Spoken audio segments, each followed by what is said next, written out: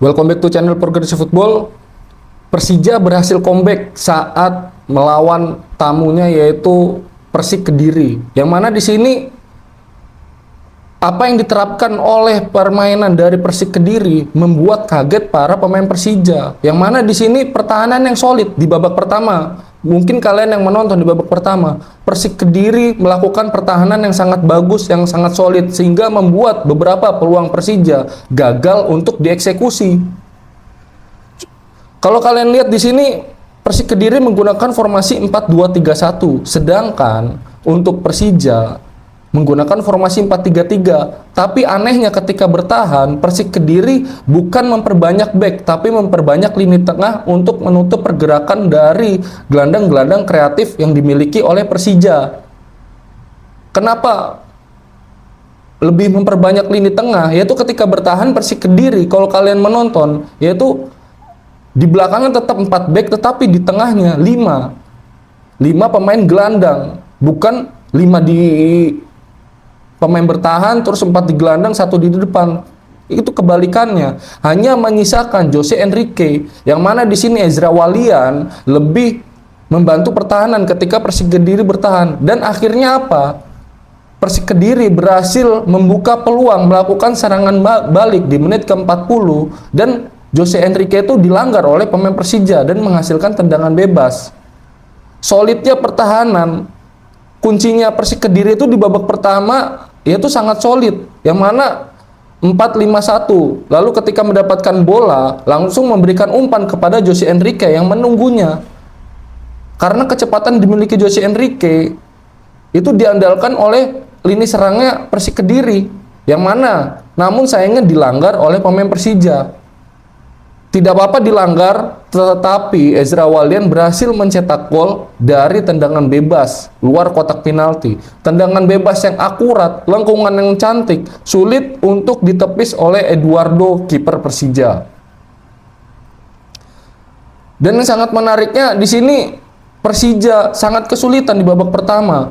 Mau menumpuk pemain depan, 4 pemain depan, terus Maxwell sudah membantu ke depan, tetapi hanya seperti itu saja, tidak ada perubahan lah dari taktika Persija mulai dari awal babak pertama hingga akhir babak pertama. Itu paten seperti itu saja. Maxwell seperti kebingungan. Ini semua dijaga ketat oleh pemain Persik Kediri karena pemain Persik Kediri memutus serangannya Persija, dan ketika sudah memasukkan line terakhir ya pemain bertahan, pemain tengahnya lebih menumpuk lagi.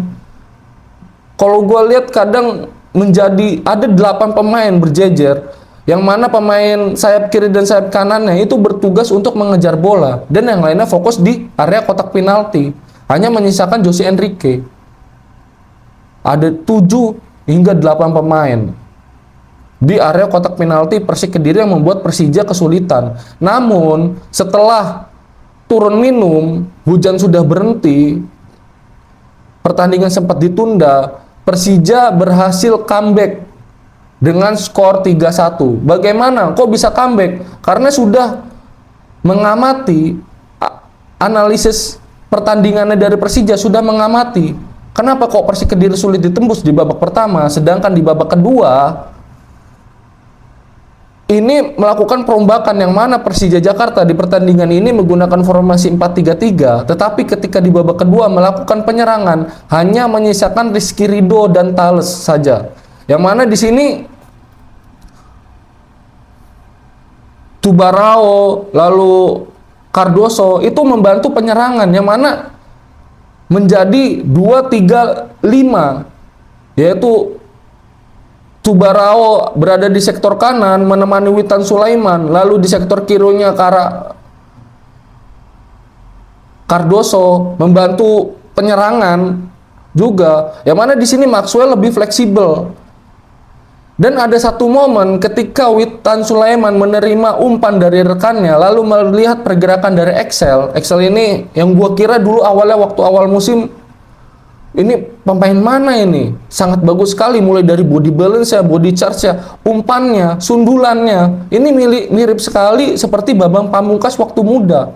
Gue sangat kaget. Ini Axel pemain luar mana? Ternyata Axel itu pemain dari Indonesia. Ini menjadi, kok gue bilang, senjata andalannya Persija Jakarta lah. Senjata, ya bisa dibilang striker murninya dari liga lokal ini, yang bisa menunjukkan dirinya tidak kalah dengan striker-striker asing yang datang di Persija. Axel menunjukkan tajinya ketika menerima umpan dari Wita Sulaiman. Dari lini tengah, Axel ini tipe-tipe striker pemburu celah. Kalau gue lihat dari beberapa pertandingan Persija ketika Axel bermain, dia tipe-tipe seperti itu. Walaupun dia mempunyai body charge yang bagus, lompatan yang bagus, dan sundulan bagus, dia bukan tipe striker yang menunggu bola, menunggu umpan, tapi dia mempunyai kecepatan juga. Itu yang membuat nilai plusnya dia sebagai striker. Walaupun dia binaan dari Persija Jakarta sendiri, dia berhasil membuktikan, berhasil menembus skuad utama Persija Jakarta ketika Mauricio Sousa melakukan rotasi pemain agar pemain lain bisa beristirahat. Dan di sini dibuktikan Axel berhasil mencetak gol pertama, dan terus ketika di babak kedua Axel lebih berani membuka ruang untuk rekannya. Ketika Axel memegang bola, para pemain Persik Kediri ini lebih fokus untuk mengejarnya, hingga 1 atau 2 pemain mengejar Axel, sehingga rekan-rekannya seperti Witan Sulaiman, terus Arliansa, ada lagi Fabio, ada lagi Cardoso, itu menjadi lebih lengah.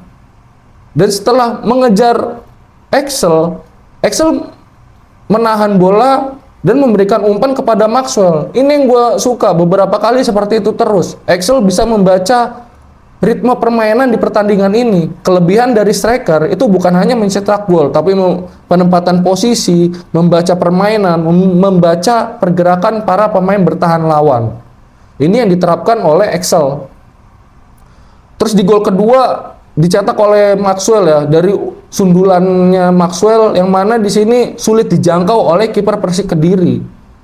Yang mana, ya kalau gue bilang ini bisa dibilang lucky ball ya dari Maxwell, sundulan memantul ke tanah, yang mana sundulan memantul ke tanah itu sundulan yang sangat sulit untuk ditepis oleh kiper. Dan di permainan ini yang menariknya di babak kedua, ketika mengetahui permainan dari Persik Kediri, Mauricio Sousa langsung merubah taktik, yang mana Fabio kadang membantu pertahanan dengan Rizky Ridho dan Thales, dan Rizky Ridho juga kadang lebih maju position dengan Fabio turun, Rizky Ridho membantu Maxwell, mempermudah karena umpan-umpan akurat yang dimiliki Rizky Ridho. Dan dari gol ketiganya kita lihat serangan balik Persija memanfaatkan ketika Persik Kediri berusaha untuk mengejar ketertinggalannya dengan skor 2-1. Persik Kediri mencoba mengepung pertahanannya dari Persija. Namun sayang, itu senjata makan tuan untuk Persik Kediri itu sendiri, yang mana Persija Jakarta berhasil melakukan serangan balik cepat, kerjasama bagus antara Maxwell dan Witan Sulaiman, yang mana di sini Maxwell membawa bola, menggiring bola, tetapi dia bisa sambil mendelay, melihat pergerakan Witan, ataukah apa dia sudah siap menerima umpan terobosan atau belum. Dia menggiring bola sambil mendelay waktu agar Witan Sulaiman, kapan sih waktu yang tepat untuk menerima bolanya Witan itu. Dan ketika sudah pas, sejejer dengan satu bek Persik Kediri, Maxwell memberikan umpan terobosan, yang mana di sini Witan Sulaiman diberi kesempatan bermain dan membuktikan, yang mana sudah lama dia tidak bermain untuk Persija Jakarta, dan ketika dia diberi kesempatan ini dia membuktikan, membaca pola pergerakannya lawan, membaca permainan. Walaupun dia sebagai pemain sayap, tetapi dia berhasil mencetak gol. Nah, walaupun itu bukan tugas utamanya dia, tapi ini dia mendapatkan kesempatan dan berhasil membuktikan mencetak gol dari umpannya Maxwell, yang mana mengelabui kiper dari Persik Kediri lalu mencetak gol. Dengan kemenangan ini, Persija Jakarta berhasil mempertahankan posisinya di klasemen, di posisi kedua klasemen sementara BRI Super League, yang mana di klasemen ini Persija Jakarta sudah melakoni 12 pertandingan. dengan 8 kemenangan, 2 seri, dan 2 kekalahan, dan mengumpulkan 26 poin. Yang mana Persija Jakarta di 5 pertandingan ini, 5 pertandingan akhir ini, Persija Jakarta berhasil memenangi semuanya, sehingga berhasil mempertahankan posisi kedua di klasemen sementara. Namun sayangnya, di posisi pertama Borneo FC masih bermain dengan 10 pertandingan. Begitu juga dengan Persib Bandung, baru melakoni 10 pertandingan. Ini yang sangat rawan, yang mana ketika Borneo FC nanti menang 2 pertandingan ketika sama-sama 12 pertandingan, ini menjadi posisi yang sangat sulit. Berarti Borneo FC ketika menang 2 pertandingan lagi menyamai Persija, berarti poinnya menjadi 36, yang mana Borneo FC ini sampai pekan ke-10 belum mengalami kekalahan. Dan begitu juga Persib Bandung, di bawahnya Persija Jakarta di peringkat 3, yaitu dengan masih bermain dengan 10 pertandingan. Dengan 10 pertandingan Persib Bandung berhasil mengoleksi 22 poin, yang mana selisih 4 poin dengan Persija di peringkat kedua. Ini menjadi rawan juga ketika Persib Bandung berhasil memenangi 2 laganya. Walaupun dengan padatnya laga, di sini Persib Bandung berhasil merotasi pemainnya, yaitu sang pelatih Bojan Hondak. Pinter merotasi pemainnya, sehingga mana pemain yang harus istirahat, mana yang harus bermain, itu pinter, karena jadwal padatnya Persib Bandung bermain di BRI Super League juga, di ACL Elite 2 juga. Karena Persib Bandung di ACL Elite 2 juga lagi top perform juga, berada di peringkat pertama dari 4 klub. Ini membuktikan bahwa Persib Bandung berhasil berbicara banyak di tingkat Asia, walaupun walaupun masih di ACL Elite 2. Dan Persik Kediri di sini ya masih di peringkat 13 ya, masih terseok-seok. Persik Kediri sudah melakoni 12 pertandingan dengan mengumpulkan 12 poin, yang mana Persik Kediri di 5 pertandingan terakhir kalah seri, dan terakhir ini kalah saat melawan Persija. Ya gue bilang ini sangat ketat ya di musim ini BRI Super League, yang mana yang tidak digadang-gadang, tidak populer timnya, justru berhasil merangkak. Ada tim promosi yang berhasil mengikuti jejaknya Persija, Persib Bandung, dan Borneo, yaitu PSM Yogyakarta berada di peringkat 5. Dan Bayangkara FC ini juga berada di peringkat 6, yang mana tim debutan, Bayangkara FC ini tim promosi, yang tim debutan itu PSM Yogyakarta. Dia sebelumnya bermain di Liga 2, sudah lama sekali dari Liga 3, Liga 2, lalu sekarang di BRI Super League. Begitu juga Bayangkara FC yang musim kemarin bermain di Liga 2 Championship, yang musim sebelumnya bermain di Liga 1 namun terdegradasi dan hanya 1 musim di Liga 2 dan berhasil comeback. Ini keseriusan dari 2 tim promosi, yaitu PSM Yogyakarta dan Bayangkara FC. Ini yang patut kita tunggu, bagaimana kelanjutan akhir dari pertandingan selanjutnya di BRI Super League. Gua Iqbal dan ciao.